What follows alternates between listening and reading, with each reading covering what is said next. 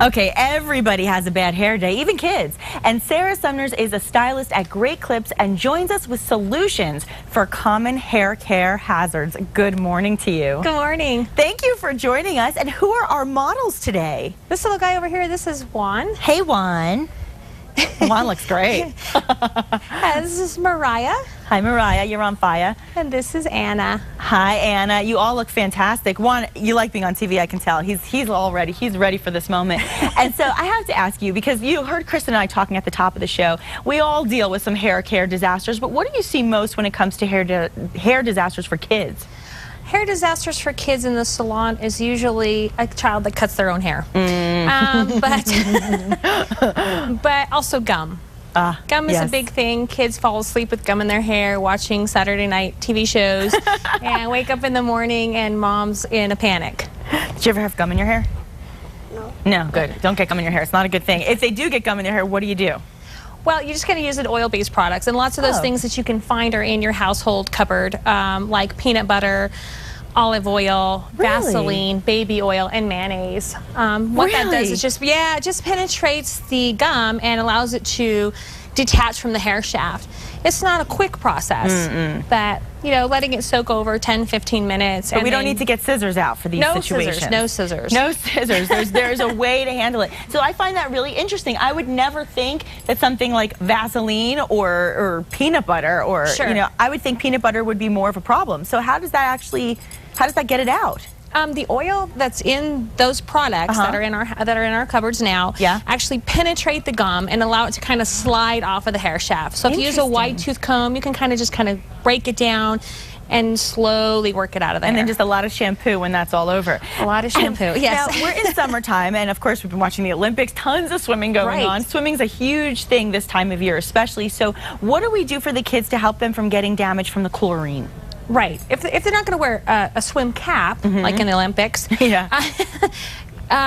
soaking their hair in non-chlorinated water before they get in the pool and allowing that dry hair to soak up hair that doesn't have chlorine. Okay. So would prevent the chlorinated water molecules from gathering in the hair. Okay. And then when they're done swimming, the best thing to do would follow up with a clarifying shampoo or a chelating shampoo, and then also, because we're in New Mexico, hydration. So hydrating conditioner, and that will keep it from being brittle and getting the green tinge to it. Yes, I hope the parents are really listening up with these tips because they're really important, and especially living in New Mexico, it doesn't matter what time of year it is, we all have to deal with sun damage. Right. So what's your best advice when it comes to that? Well, a neat little trick that I was that I heard. Sun damage is the worst. I know, it's crazy. Yeah, he's like, TV right on. The thing is to use UVA, UVB protectant for the hair, and that comes in a lot of our shampoos and conditioners and leave-in conditioners and detanglers. Okay, see, we have to find ways, and I don't think it matters what age you are. We want to be able to manage our hair. But here's something that I've always encountered in other places I've lived, not as much here because of the dryness. Sure. But we do often have to deal with the frizzies. Right. So what do you do for the frizz? Is there some good products for frizz? Would be the blue bottle over there. That's an argan Moroccan oil that's really popular right now. That's what I use. Your hair care professional can provide you with the education that you need to recommend a product for your hair type, because there's so many on the market. You definitely want to use the right one. You don't want to use a heavy one if you have fine hair. Yeah. So a lot of knowledge goes into picking the right product. See, Juan, you match the oil today. You matched the oil bottle. Fantastic. Good job on styling for New Mexico style. Appreciate that. Now, what are some of the cutest new cuts? We've got the kids here, obviously, to show off. They're going to go back to school. They want to look cool. They want to look hip. So what do you recommend as they get back into school time for looks? The middle school girls, like Mariah here, they're wearing a hairstyle that kind of meets who they are. Yeah.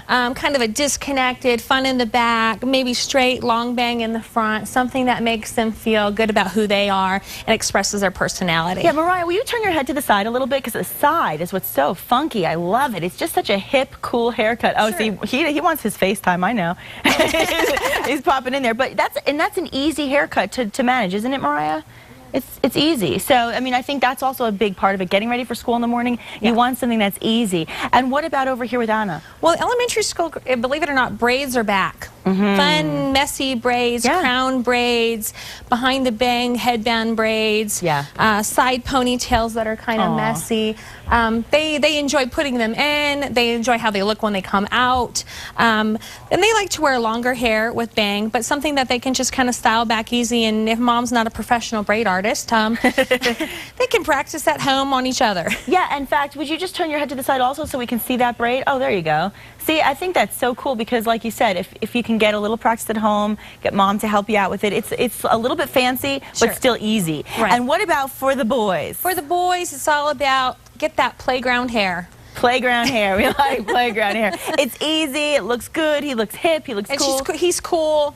Yes. Yeah, he's not sweating in the playground. He's having fun. And it's easy to manage. And so when people are talking about, you know, washing their hair a certain amount of times a week, what do you recommend? I'm always curious about that. It depends on how much product you use. Okay. If you have a lot of product built up in your hair, you do want to use a clarifying shampoo to get that product out. But washing your hair once a day, for some people that's okay. You can go as long as 3 days, depending on how oily your hair is. Okay. Yeah, because if you have really dry hair, I mean, I've always had very thick, dry, curly hair, and so I've always been told you should wait at least a couple days. The same with me. You say the same way, and especially if you're blowing out your hair and using the hot heat all the time, Let's not do it every single day. Exactly. Right? Well, I love the manageable looks, but still being able to stay cool and hip at the same time. And we're curious, what great clips do you work out? I work at all 3 great clips in Santa Fe. Oh, nice. We have 3 locations, and it's back to school, so I'm in every store in Santa Fe. Nice. I like this. This guy's having a good time. You're having fun, aren't you, Juan? Yeah, I can tell. Well, let's remind everybody one more time how they can find you. We're at you can go www.greatclips.com, or I work in Santa Fe, New Mexico, but we have lots of locations here in Albuquerque. Fantastic. Well, you all look fabulous. You look great on camera. Thank you all so much for being here. Can I get one more high five on the TV? Can I get one? Come on, Juan, do it. I can get it. Oh yeah. And after the break, we'll find out what Mother Nature has in store for us. Don't go away.